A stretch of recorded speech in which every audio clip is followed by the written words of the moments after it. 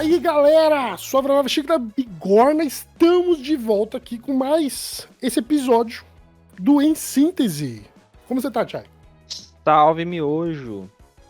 Eu tô de boa, tô na paz, e hoje a gente tá aí, né, com mais esse episódio aí pra falar daquilo que a gente sempre acaba falando de tabela, acho que em quase todos os episódios, né, que a gente gravou até hoje, mas a gente tem falado bastante também de religião ultimamente, né? A gente tem falado bastante de religião e eu acho que tem um motivo pra isso, principalmente olhando o cenário atual brasileiro e quais são as ambições dessa galera também na religião brasileira se misturando com a política, né? Isso que é outro ponto, assim, super importante de se levantar. Porque quando a gente faz uma perspectiva, assim, do Brasil, e a gente olha o Brasil, tipo, na década de 80, os evangélicos no Brasil, eles eram, tipo, não sei, 10% da população. Era a minoria. 5% da população. Era a minoria total. Os católicos ainda eram muito fortes, assim, do ponto de vista religioso, né, de outras vertentes religiosas, mas os evangélicos com certeza não eram a maioria, do jeito que é hoje. E não é que eles são a maioria. Ainda eles não são a maioria, mas eles cresceram significativamente em relação ao que era no passado. Mas não é só uma relação de crescimento, né?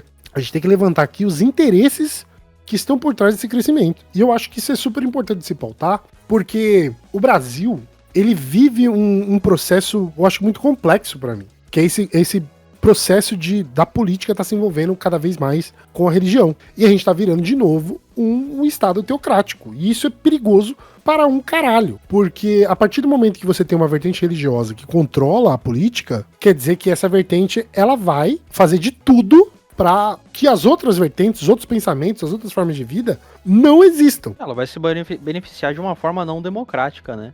E a gente vê que as instituições evangélicas aqui, ela, para além de ter se entranhado na política em si, elas estão em lugares muito mais perigosos, como dentro dos próprios quartéis. Não só os quartéis, mas também os presídios. E os presídios também, Eu vou dar um ponto de vista anteriormente, né, da minha vida, quando eu ainda era testemunha de Jeová. Quando eu era testemunha de Jeová, Chay, tinha uma questão que era muito importante, que era um trabalho que era feito dentro das cadeias. Então, tipo, eles faziam esse trabalho missionário dentro das cadeias toda semana pra poder trocar ideia com a galera de lá, né, e converter. Que era isso, né? Mas as testemunhas de Jeová não eram os únicos que faziam isso. Os evangélicos também. O problema de tudo isso é, primeiro, porque você tá evangelizando. Eu acho que isso tinha que ser proibido no Brasil. Eu acho que tinha que ser proibido mesmo, tá ligado? Eu não acho que você poderia falar sobre a sua vertente religiosa em público. Quem quiser saber dela, que vá pro templo dela. É isso que eu penso. Aí eu sou a favor exatamente como a China funciona. Você entendeu? Você não pode falar de religião na rua, sabe? Ponto. Exato. Acabou. Eu também acho que a China, nesse caso da religião, é o exemplo, assim, mais avançado que a gente tem no planeta hoje. E aí o que acontece?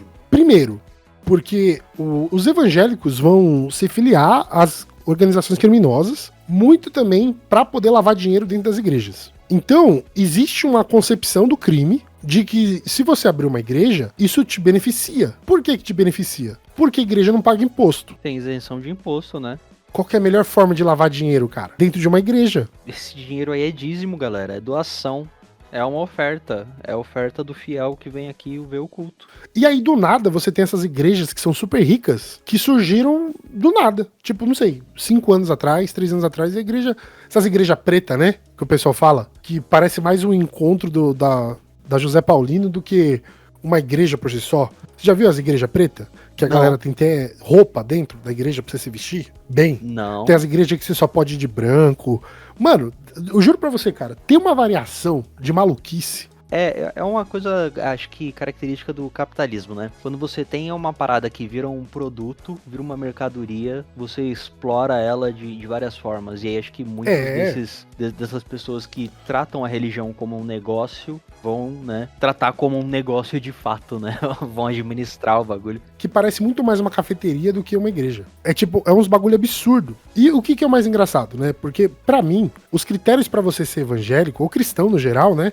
A primeira coisa é você não ler a Bíblia, né? Você já começa por aí. Um bom cristão que é bom, ele não lê a Bíblia. Não pode. Não pode, porque eu não conheço evangélicos que leram a Bíblia, literalmente. Pessoalmente, eu não conheço evangélico que leu a Bíblia. E eu tenho, tipo assim, 100% de certeza que todos os evangélicos que eu conheço nunca ler a Bíblia de capa a capa. Porque se você começa a ler a Bíblia, você começa a se questionar sobre a sua fé. Isso é um bagulho, assim, intrínseco. A religião, todo mundo que eu conheço, assim, que a maior parte das pessoas que eu conheço que leram a Bíblia, elas se tornaram ateias. Ou, no mínimo, agnósticas. Que elas acreditam numa força maior, mas elas não acreditam naquele Deus cristão. Sim. E isso é essencial para a igreja evangélica. Porque você precisa de pessoas burras, não orientadas, com dificuldades de compreensão, com dificuldades de linguagem, para que elas façam parte do seu culto. Porque essas pessoas, geralmente, são pessoas fragilizadas pela sociedade. São pessoas que não tiveram acesso à educação, que não tiveram condições de fazer uma faculdade, de que trabalham em cargas horárias extensivas na vida dela. E aí, mano, você tem um lugar, Chay, que fala para você que, tipo, mano, não, vem aqui. Aqui você vai ter a vida eterna, tá ligado? Aqui os seus problemas vão deixar de existir. Aqui você vai estar em paz. Mano, o que tem de mais atraente pra um trabalhador sofrido e fudido do que um lugar que fala que tudo vai ser resolvido nesse lugar? É um bagulho muito louco, né, mano? É uma forma de responder os problemas da vida, mas sem oferecer uma solução. Sem enfrentá-los, né? Sem enfrentar eles, exato. É uma anestesia, é uma forma de anestesiar, né? É a percepção do indivíduo. É por isso que muita gente confunde a fala do Marx, né? Uhum, que o Marx falava que a religião era o ópio do povo. E as pessoas, como elas são burras e não leem, né? Os evangélicos, eu tô falando aqui, tá, gente? Porque eles nem o pastor lê, né, na real. Mas eles usam essa frase pra falar que os comunistas eles querem destruir a igreja. Mas essa não é a realidade. A realidade é que o Marx, no século XIX, já tinha percebido que a religião servia como uma arma de manipulação das pessoas. Não que a fé em si era ruim. A fé não era ruim. Esse não era o debate do Marx. Mas que a igreja por si só, ela iludia, né? Ela, tipo, porque o ópio, né? O ópio, gente, que é um extrato da papoula, era usado pra fumar. E ele dava, tipo... Pra ficar mais claro, assim, uma comparação meio idiota, é tipo quando você já se fumando um crack, entendeu? Ele tira você da realidade. O ópio, ele é uma droga hoje, né? Naquela época ele não era entendido como uma droga. Isso também é uma coisa que tem que ser dita, porque o pessoal lê isso, fala do ópio e acha que ele está tratando como uma droga que vicia as pessoas. O ópio era permitido naquela época. Não é bem essa a ideia. Naquela época o ópio, ele era legalizado. Era permitido, não sei se era legalizado, mas era permitido. Eu acho que ele era legalizado, sim. Na Europa, por um tempo, ele era. Mas do ópio vem a morfina também, né? Ele é tipo um anestésico. Ele é uma substância que te deixa relaxado. Que ainda é usada para fins medicinais. É usado para fins medicinais hoje. Quem já assistiu o Dr. House, né? Sabe que ele era viciado em... Oxicodina, não é? Uma coisa assim? Oxicodina e Vicodin, né? Que era o Vicodin. É isso. Que é um extrato da papoula, né? Do ópio, né? Ele é uma subdivisão que é usado para controlar dor, né? No geral. Tem um lance aí sobre a leitura de textos religiosos que foram escritos há milhares de anos atrás. Uhum. É a interpretação do que está escrito ali, né? E a gente vê que na mão da extrema-direita, em figuras como, por exemplo, Nicolas Ferreira, pode estar escrito o que for que eles conseguem distorcer aquilo para servir aos interesses dele, ao propósito deles. É tipo a Michelle Bolsonaro, né? Porque se você ler a Bíblia de verdade, você tinha que saber que a Michelle não podia abrir a boca na frente de homens. Ela não pode falar de Deus e nem ensinar sobre Deus. Porque isso tá na Bíblia, no Novo Testamento. Isso não é Velho Testamento, tá, Chay? Isso é Novo Testamento. A mulher, ela tem que abaixar a sua cabeça e perguntar sobre suas questões de fé para o seu homem dentro de casa. É isso que a Bíblia tá falando, entendeu? Então, se tem mulher pastora, ela já tá errada. Já tá errada. Mas aí é isso, né? É a conveniência da leitura, da interpretação. Porque assim, vamos ser sinceros, de religioso não tem nada. Um cara que fica em cima de um palco soprando na cara dos outros e fazendo exorcismo e gritando e berrando. Ah, não. Aí, isso daí já é o espetáculo. Isso é um espetáculo, né? Tipo, mas eu acho que até mesmo, né, quando a gente pega os religiosos que estão na política, eles tratam tudo como se fosse um teatro, né? Um espetáculo. E todo mundo que tá na política é engraçado, né? eles são pastores. Eles não são um membro da igreja. Hoje mesmo, quando a gente tá gravando, teve uma manifestação bolsonarista no Congresso Federal, que eles se acorrentaram à mesa da principal ali pra não ter sessão no dia. Teve um cara que botou esparadrapo na cara. Eles estão falando que eles estão sendo censurados e tá todo mundo lá filmando eles. Fazendo isso, tá ligado? Transmitindo Mano, eles. é uma parada assim, esses evangélicos, eles são meio doentes, tá ligado? E aí é tipo uma parada que é uma parada que pra mim é a seguinte: se você parar pra pensar, que ditadura é essa? Que ditadura é essa? Que não tem ninguém sendo esquartejado, não tem corpo sumindo. Que o Brasil tá vivendo uma ditadura, de acordo com essa galera. É verdade. Mas eu não tô vendo ninguém preso, tipo, sendo... como que é? Não tem perseguição política, né? É engraçado que eles não estão sendo perseguidos, não estão perdendo cargo, não tem gente desaparecendo de forma suspeita. Não, é isso que eu tô falando, não tem tortura. Enquanto não tem tortura. Enquanto a gente tá gravando isso, o Bolsonaro, ele teve a prisão decretada, né? Domiciliar. Mas é aquilo, né? O cara tá em casa. Ele só não pode sair mais. Puta prisão, hein? Ele só tá em casa, né? Ele ainda não foi preso. Não, ele tá em casa, né? E ele tá sobre essa defesa desses evangélicos, que é o principal cerne de toda essa confusão brasileira. Se você vê a manifestação que houve na Paulista, teve uma galera aí que tava comemorando a prisão domiciliar do Bolsonaro. Pra mim, se você tá preso dentro de casa, você não tá preso, né, mano? Caralho. É isso, eu tô em prisão domiciliar desde antes da pandemia, então. Tipo, caramba. Eu quase não saí de casa, tá ligado? Aí, o maluco tá preso dentro de casa e essa galera louca fez uma manifestação na Paulista e aí tinha essa galera comemorando depois dessa manifestação que ele tinha sido preso, né? Uhum. Aí eu falei, cara, eu não sei se agora é o momento de comemorar, porque bem ou mal, eles levaram 27 mil pessoas pra Paulista. Ou 37 mil pessoas. 37 mil pessoas é 37 mil pessoas, mano. E isso é perigosíssimo. Sim. Por quê? Porque a gente tá juntando esse fundamentalismo religioso, muito guiados pelo Malafaia, nesse processo atual. Ele não é o único, tá? Porque o Nicolas Ferreira, que é um outro vagabundo, que nunca fez nada da vida dele, né? Ele mama da igreja. Nunca trabalhou, né? Mama da igreja e agora mama meu dinheiro como parlamentar. Esses caras, eles estão com esse discurso aí fundamentalista. Aí eles criam essa parada, né, do medo, da doutrinação escolar, da mamadeira de piroca, de tudo, todas essas fantasias. Ideologia de gênero. Ideologia de gênero. É todos esses fantasmas que eles não existem. E eu falo isso sendo de esquerda. De esquerda, assim, extrema esquerda. Eu gostaria que meus professores fossem assim, tá ligado? Eu gostaria muito que meus professores fossem de extrema esquerda, tá ligado? E é foda que a gente vê, quando a gente confronta essas pessoas sobre o que é essa doutrinação, essa ideologia, elas não sabem o que dizer, né? Elas não têm uma resposta concreta do que acontece. É tipo, eu tinha um professor que usava a camiseta do Che Guevara. Tipo, nossa! Caralho, te doutrinou, hein, isso aí. O Nicolas Ferreira tem tatuagem e ele não vai pro céu. Ele não vai ser salvo, você sabia disso? Não, quem tem tatuagem não vai pro céu. E o Nicolas tem tatuagem. Então como que ele é um cristão que tem tatuagem? Que cristão é esse? De minha tigela. É isso, é a leitura conveniente, né? É o que serve pra eles. É o que serve pra eles. É aquilo, né? É a leitura enviesada, né? É a leitura que convém. É a leitura que te agrada. Não é a leitura real do que tá acontecendo. Porque, tipo, se você parar pra pensar, né, friamente, né, historicamente, o cristianismo só trouxe desgraça pra humanidade por 2000 anos. Só trouxe desgraça. Não, peraí, vamos pensar, vamos fazer um exercício, vamos pensar quais foram as coisas boas que o cristianismo trouxe pra humanidade. Bom, é isso, eu não consegui pensar em nenhuma, a gente pode, isso mesmo. Então, confirmar essa afirmação. Então, não teve nada de bom pra humanidade que o cristianismo trouxe. Nada, absolutamente nada. Só se você gosta de um Adolf Hitler aí, né? Só se você gosta do período da Inquisição, só se você gosta da lavagem de dinheiro que é feita dentro das igrejas, só se você gosta dos padres que molestam crianças. Aí, né, o cristianismo aí teve alguma coisa produtiva. Porque quando você analisa, eu não entendo, sabe? Eu tenho uma crítica muito grande sobre isso. Eu também tenho sobre a Igreja Católica, né? Porque assim, né? Porra, eu tenho... Meu avô era filho de escravo, né? Preto. Todo mundo crente, né? Minha família, por parte de mãe, a galera é tudo... Não tudo, né? Mas tem uma galera católica e tem uma galera evangélica. A galera evangélica é radical. alguns lá se tornaram radicais mesmo.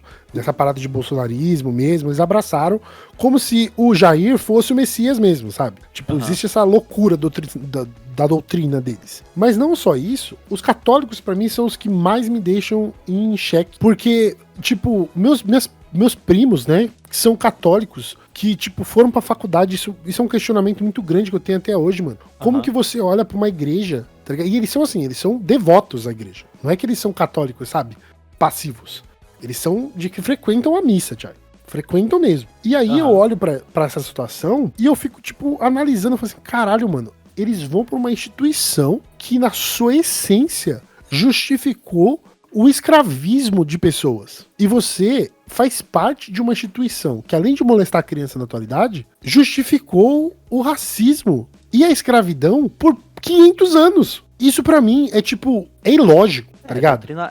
Aí eu acho que isso é uma doutrinação, né?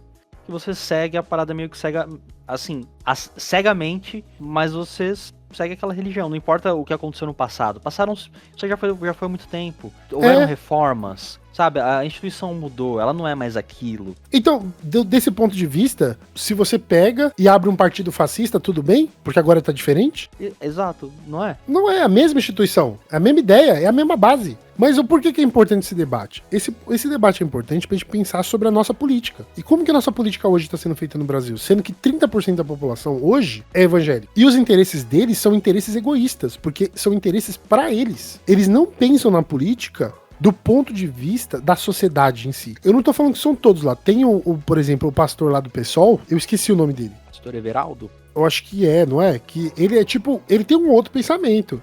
Ele tem um pastor do PSOL que ele tem um outro pensamento. Porque ele não tá legislando pra ele, é o Henrique Vieira. Isso, ele tá legislando pelo povo.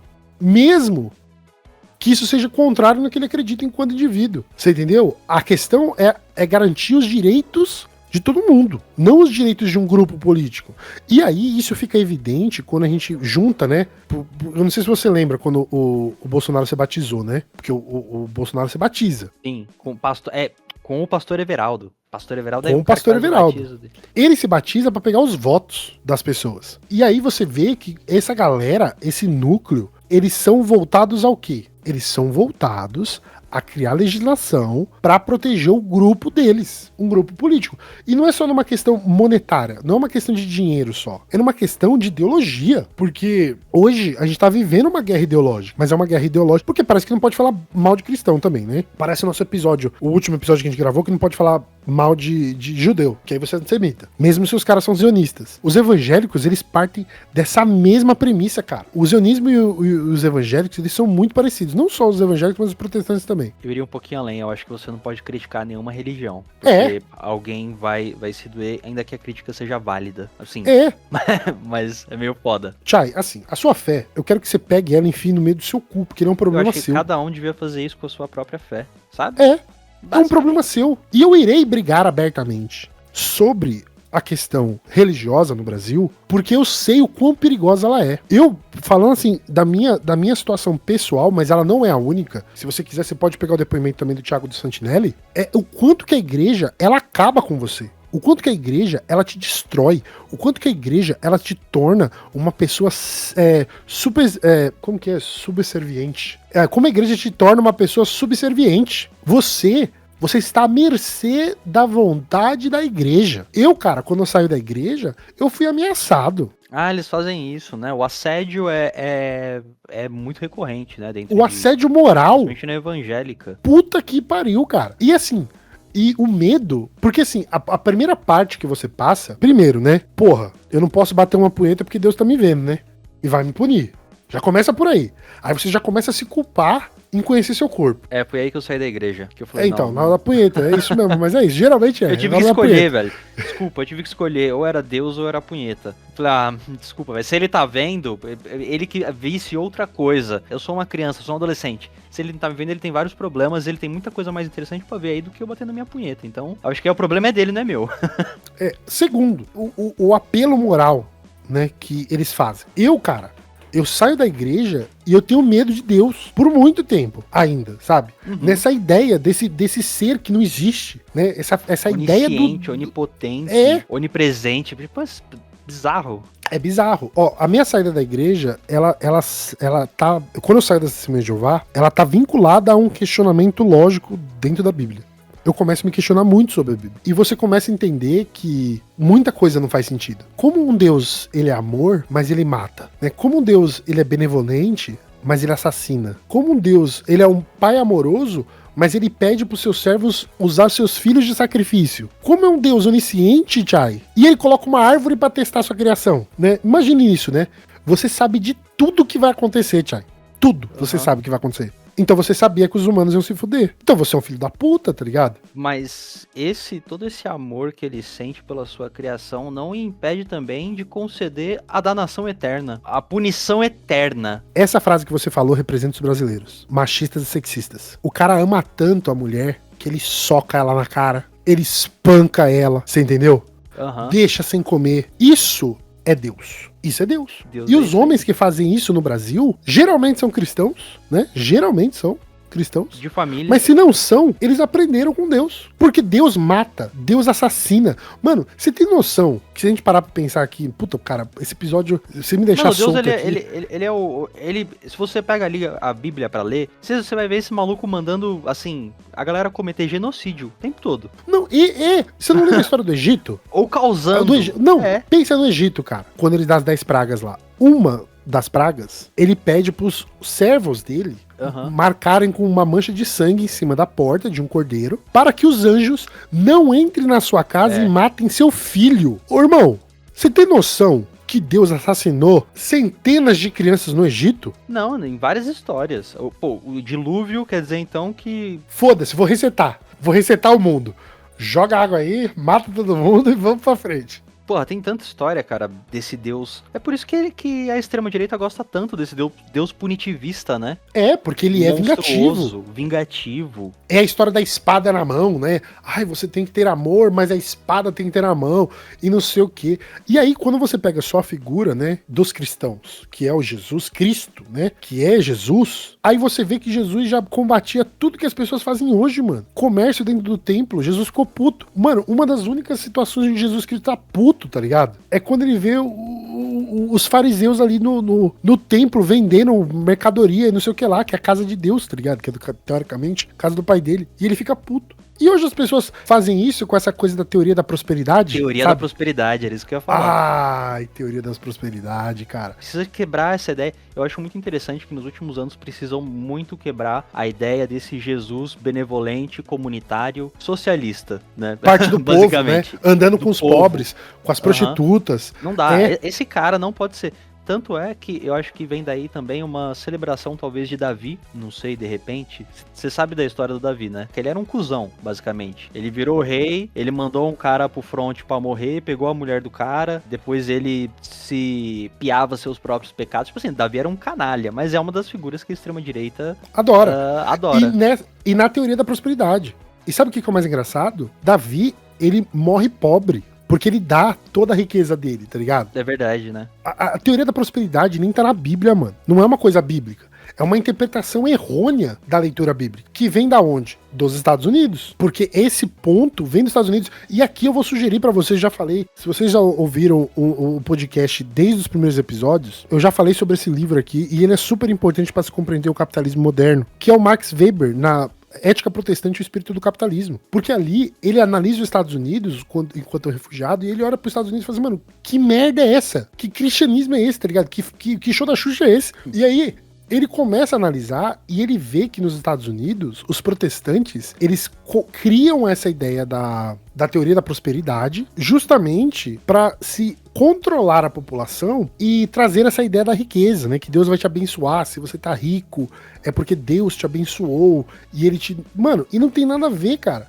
Porque assim, por que Deus vai te dar riqueza terrestre, sendo que seu objetivo não é nesse plano? Faz sentido? Bem contraditório, né? Com tudo que é pregado na Bíblia. Que diferença faz disso do cara que tá Alá Akbar querendo 40 virgens no plano astral, tá ligado? Tipo, nenhuma. É a mesma ideia. errônea, por falta de interpretação, por falta de leitura, por falta de compreensão. E é nesse espaço aonde a extrema-direita se cria. Ela se cria nesse ambiente de falta de conhecimento, ela se cria nesse ambiente de falta de interpretação, ela se cria nesse ambiente de fragilidade econômica. Por que isso, cara? Tipo, se o Brasil estivesse vivendo bem, se as pessoas vivessem bem no Brasil, ela não precisaria buscar uma instituição para justificar a sua vida, ou para explicar, ou para te dar a ideia de um lugar melhor num futuro. Você entende o que eu quero dizer? Um conforto, né? A sua vida ela é cheia de mazelas e você precisa de algum conforto espiritual, né? De que não é só isso, de que você vai ter uma recompensa no pós-vida, de alguma forma, né? Pra justificar sua vida de merda. Porque isso a igreja faz também. A igreja, ela é um adestrador da sua realidade. Ela é um adestrador da sua penitência. Você está sofrendo porque lá pra frente você vai ser salvo. Você está sofrendo porque você será abençoado no futuro. Essa é a promessa. Porque Deus tem um plano pra você. Deus tem um propósito pra você. Mas sabe quem não tá sofrendo? O pastor da igreja. Ele não tá. Ele não tá sofrendo. O Malafaia não tá sofrendo. O Edir Macedo não tá sofrendo. Entendeu? Ganhando o salário de 46 mil de deputado? Acho que não. Não, né? Então a gente tem que fazer essa reflexão e a gente tem que criticar as instituições religiosas. Aqui eu tô falando especificamente dos evangélicos e dos protestantes, mas também citamos os católicos, mas a religião em si, que ela quer sair do seu espaço religioso e entrar num espaço político, isso é problemático. E a gente tem que estar de olho, a gente tem que criticar. E a gente tem que falar isso abertamente, sem medo das pessoas virem criticar você por isso. Chamar você de extremista, porque você quer acabar com a religião. Não, você precisa desses espaços para ser questionados. Porque senão, vira um oba-oba. Vira essa loucura que tá virando o Brasil. Uma democracia de verdade não tem espaço para o que a gente tem hoje, né? Em termos de organização política religiosa. Exatamente, concordo. É errôneo a gente achar que o Brasil está vivendo um processo democrático, com essa expansão religiosa dentro das casas legislativas. Isso é perigosíssimo e isso pode gerar muita morte. Porque esse é o legado dos cristãos. Morte, sangue, violência. É isso que os cristãos sabem. A perseguição política também que eles estão promovendo, né? Eu falei lá que eles também estão dentro dos quartéis. Tem casos de PMs que sofreram represália por não querer participar de culto, sabe? Por ter outra religião. E a liberdade religiosa, ela é garantida aos PMs, aos soldados. É bizarro isso, né? Você ter uma instituição religiosa que vai no quartel ou que leva batalhões inteiros pra dentro de um templo pra fazer um trabalho religioso ali, um trabalho de doutrinação religiosa. E é perigosíssimo isso. Você tem essas instituições que estão fazendo culto com os policiais, e esse culto tá sendo basicamente obrigatório pro pessoal fazer parte, e aí você tá, tipo, doutrinando uma galera. Mano, tem vários problemas aí. São vários problemas. Principalmente quando a gente tá falando de segurança pública, né? A situação inteira é um problema. Assim, como assim a força de segurança pública tá indo pra dentro de um templo religioso? Tomar um café da manhã de 2 horas com Edir Macedo, tá ligado? Isso é loucura, cara. Isso é loucura. Só de pensar nisso já é loucura. O fato disso estar acontecendo é pior ainda. O fato de a gente saber que isso está acontecendo. Então, a gente tem que ficar de olho nessas situações, porque é perigosíssimo todos esses acontecimentos que estamos vivendo hoje, e isso pode levar a gente a uma situação mais terrível e cruel, na realidade, para todo mundo. Porque a partir do momento que, historicamente, eu tô falando de história, historicamente, quando instituições religiosas elas tomam um poder político, ou elas fazem parte do poder político, estamos fadados a um grande massacre. É isso.